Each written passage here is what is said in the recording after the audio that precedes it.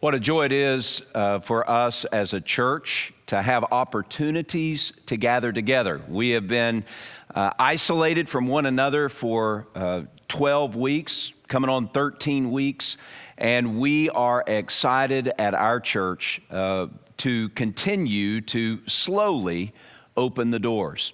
It's been a challenge for us, and I know it's been a challenge for you because we were created as a church to be together. And so as a staff and leadership, we are looking and praying and planning how that we can begin to open the doors to our church family. Now, some have asked, why are we taking so long? You have friends, neighbors, family, perhaps, that are already meeting. And I just have to confess that it is important for us as a church, especially a 5-generation church, to use an overabundance of caution in preparing and planning and unleashing an opportunity for us to get together. So we are slow to do this on purpose.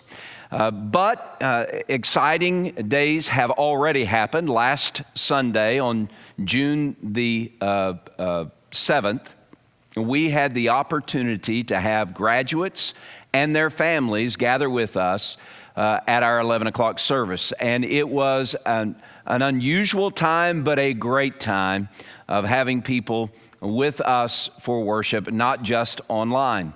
We have another opportunity that's coming up on June the 21st.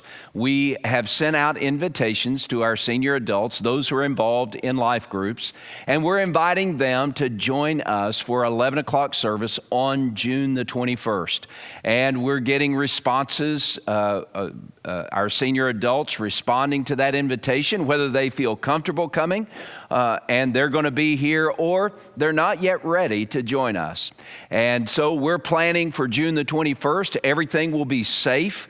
We have the opportunity and the technology to clean our worship center. And so it's going to be a safe place. We're still going to practice 6 feet of strict distancing.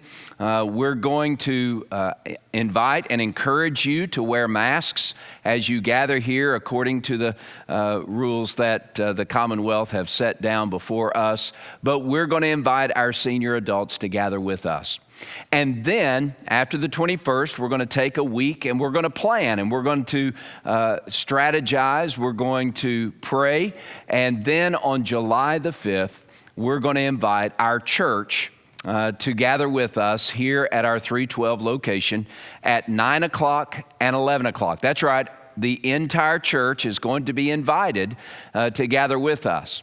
Now, a couple of things about that. First of all, we need for you to RSVP that you're going to be here and how many people in your family or how many friends you're bringing with you so that we can plan appropriately. There are space constrictions that we're going to have here in this room, and we need to know how many people are coming for 9 o'clock, how many people are coming for 11 o'clock. Once those 2 hours fill, if they do fill up and we have reached capacity through the reservations, then we're going to add another worship gathering at 1 o'clock.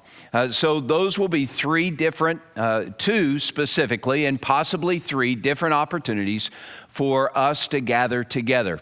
But we're going to open up 9 o'clock, then we're going to open up 11 o'clock. Those 2 are going to be open through the reservation, and once those are filled, then we'll move to the 1 o'clock.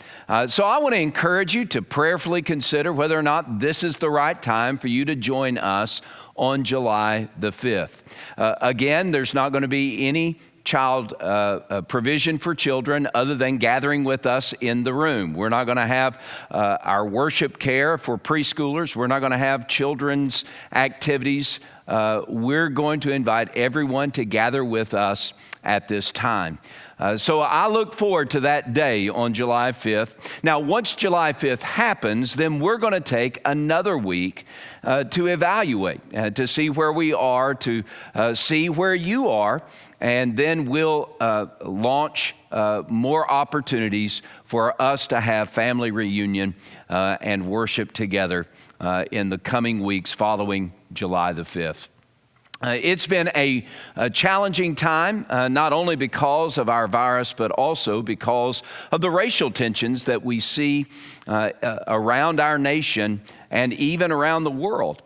If you were not able to gather with us online Wednesday night, June the 10th, to see the conversation that we had with black members, many black members in our church, I want to encourage you to go to our Facebook page or go to our YouTube station and watch that conversation and hear from the hearts of these men and women who are followers of Christ and members of our church and our family. To hear their perspective, I pray will be an encouragement for you as well as a source of calling and conviction for you and for me to be the church that Jesus has called us to be. As always, church family, I'm thankful for you. I'm thankful for your patience, your endurance, and your grace. You have been so faithful during these days to care for one another, to love one another, and to give. And so I want to end this little update with just another reminder that our church is depending upon your tithes and offerings to fulfill the mission that God has given us. Encourage you to give and to give faithfully to the cause of Christ through First Baptist Church of Norfolk. And you can give online, you can give through our mobile app, or you can mail in your tithes and offerings. But please consider how that God has called you to give and give as you are able. It's so exciting for us to be able to gather together as a church family.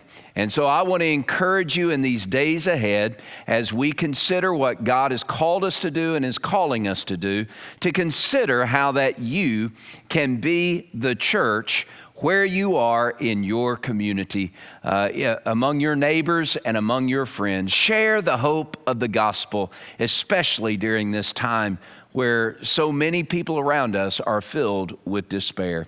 I pray God's blessings on you, and I pray that God would walk with you and that you would walk worthy of our Lord Jesus Christ.